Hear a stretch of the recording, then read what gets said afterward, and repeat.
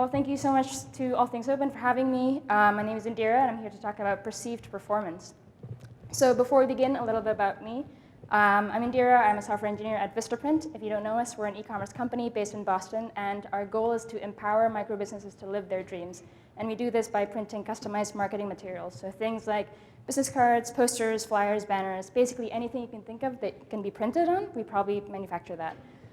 In my spare time, I'm also an editor for this nonprofit organization based out of Indonesia. We're called Indonesia Mengglobal, and our goal is to inspire the youth.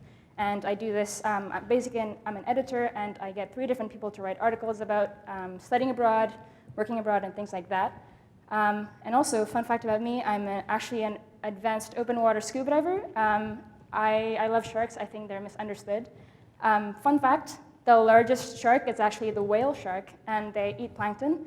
And another fun fact, people are actually, statistically speaking, more likely to die from coconuts falling on their head than from sharks. All right, so with that, I'm going to start talking about perceived performance. So a bit of background. Last year, I joined a team at Vistaprint that was focused on improving the mobile experience. And when I talk about the mobile experience, I'm just talking about the experience that our mobile customers get when they go to our website. So it's one website, but the experience can be drastically different depending on whether you're accessing it from a desktop or mobile. And the reasons of this, there's a lot, but the main thing is because phones typically don't have as much computing power, and another thing is if you're on a phone, typically you have poor connection because you're less likely to be connected to Wi-Fi and things like that. So overall, poor performance typically leads to a poor user experience. So this talk is going to be kind of a summary of all the different things that we did to improve that. So what actually is performance? Performance is typically defined as how fast your website loads, and usually this is measured from the time that the user actually types something into the URL bar to the time that they actually, that the page actually loads. Perceived performance, on the other hand, is how fast your users think the page actually loads, because when it comes to making a good user experience, it is what the users actually experience that matters, not all the fancy things that you're doing as a developer behind the scenes. How do you measure performance? There are 2 metrics that people typically use. The first thing is called DOM content loaded, and it's an event that's fired by the browser when it finishes loading the initial HTML, not including all the dependent resources. The load event, on the other hand, is the thing that happens a bit later on the lifecycle, and it's when it finishes loading the HTML, parsing it, as well as loading all the other dependent resources, such as images, style sheets, and whatnot. So these 2 metrics are really important when you're talking about performance, but unfortunately, they're not very user-centric metrics. If we're talking about perceived performance, there are actually other moments in the user's journey that matter more to them. So let's talk about user's experience from start to finish. Typically, you start with a blank screen, and then you type into the URL bar what you're looking for, and the first thing that they're going to wonder is, well, is this navigation actually happening yet? And you typically measure this using the first paint and first contentful paint metrics. So the first paint, as the name suggests, is basically when you start seeing something on the screen, and it's a really nice visual cue that sends a message to the user that, like, hey, this navigation is actually happening, like, we're working on it. First contentful paint, on the other hand, is when you start seeing something on the screen that kind of vaguely resembles what you're there for. So after this, the second thing that the users are going to wonder is, well, when is the content on the page actually useful, or when can I actually engage with this information? And that is typically called the first meaningful paint. So the first meaningful paint is going to be different according to what website you're on. Because, for example, if you're searching something on Google, then the first meaningful paint is going to be when you start seeing information pertaining to what you're Googling. But if you're on the New York Times, for example, then the first meaningful paint is going to be when you start seeing, like, the title of the article, as well as maybe the first paragraph of whatever it is that you're reading. So first meaningful paint varies depending on what website you're on, but I think that this is probably the most important metric when we're talking about perceived performance. And that's because if you can identify the thing on the page that is actually the most important, and if you can make that thing on that page appear a lot faster, then people probably won't care if other things on the page take like 10 or 20 seconds to load.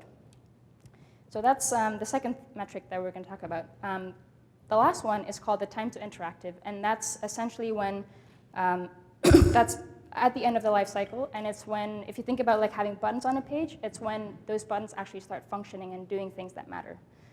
So these metrics are what we're going to talk about in terms of perceived performance. And unlike the traditional performance metrics, these metrics are actually a lot harder to measure because they vary a lot depending on the website.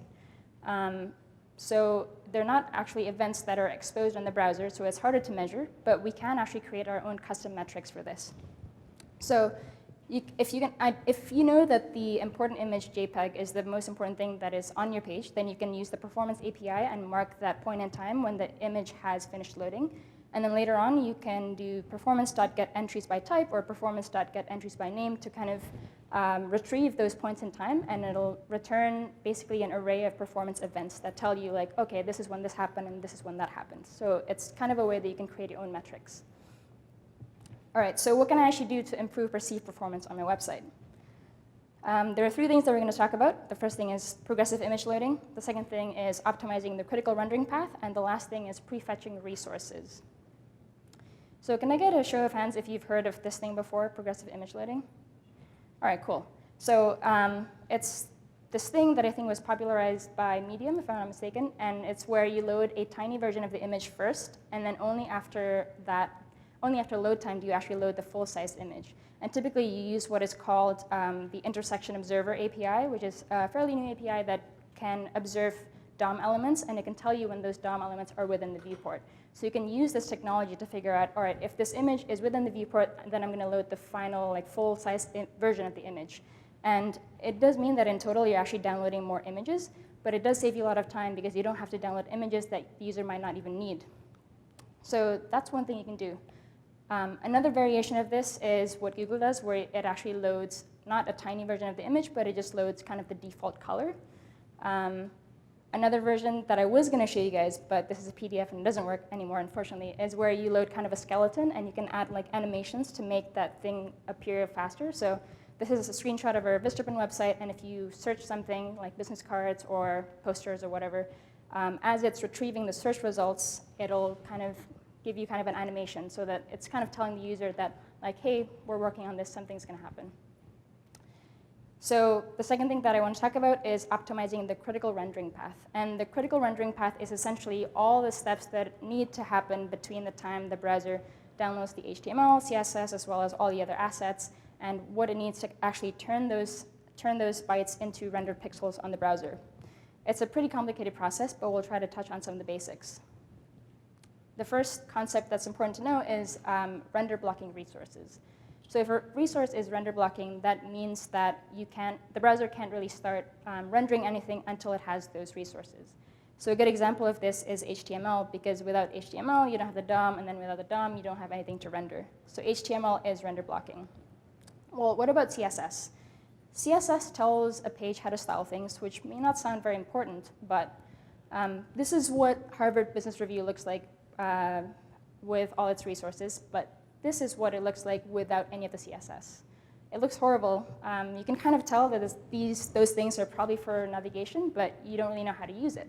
So for this reason, you can kind of say that like CSS is render blocking, and you really, really need it.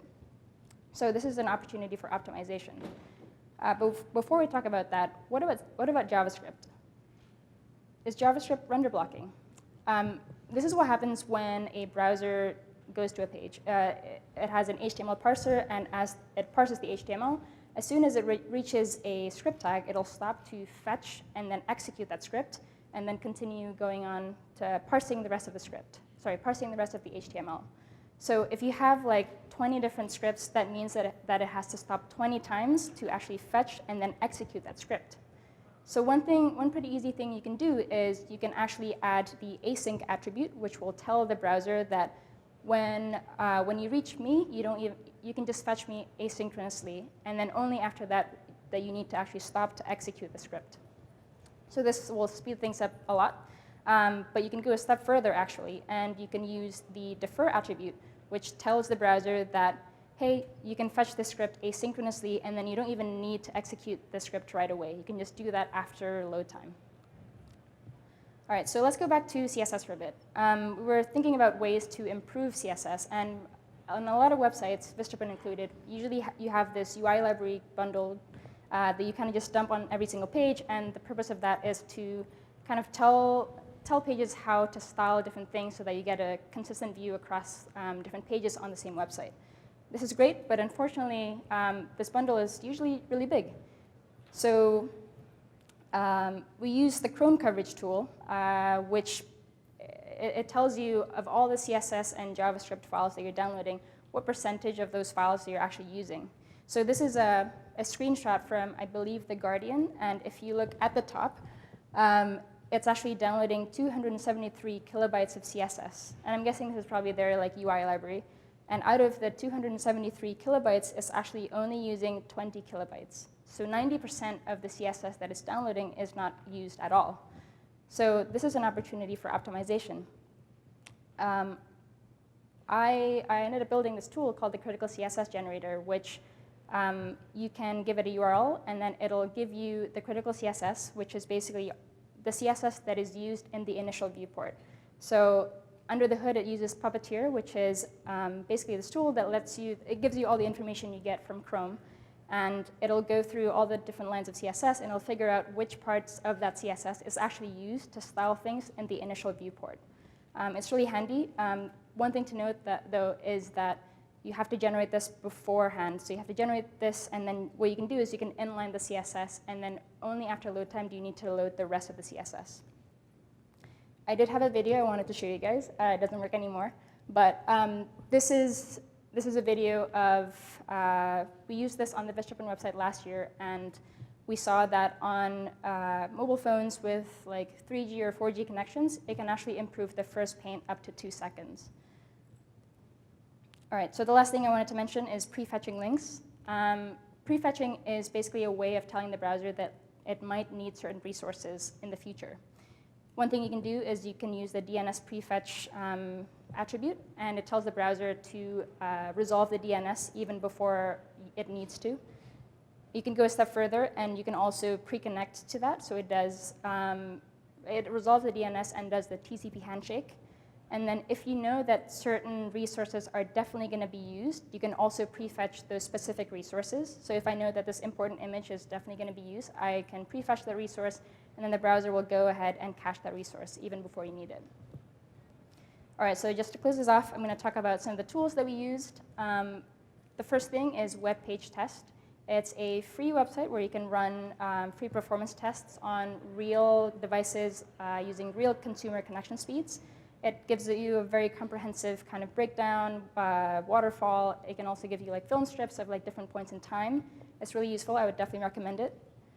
Another tool that we really used a lot is Lighthouse. It also gives you performance metrics. And the cool thing is that it tries to kind of deduce different user-centric metrics. So first meaningful paint, which I talked about earlier. And then another really cool website is whatdoesmysitecost.com. It actually tells you how much it would cost to actually access that particular website on a postpaid or prepaid connection. So I found there was this page on our website last year that actually had a 35 megabyte GIF, and I found that in certain countries it costs more than $3 to load that website, which is crazy. All right, so yeah, that's all from me. Thank you so much, and hope you guys have a great rest of your day. Thanks.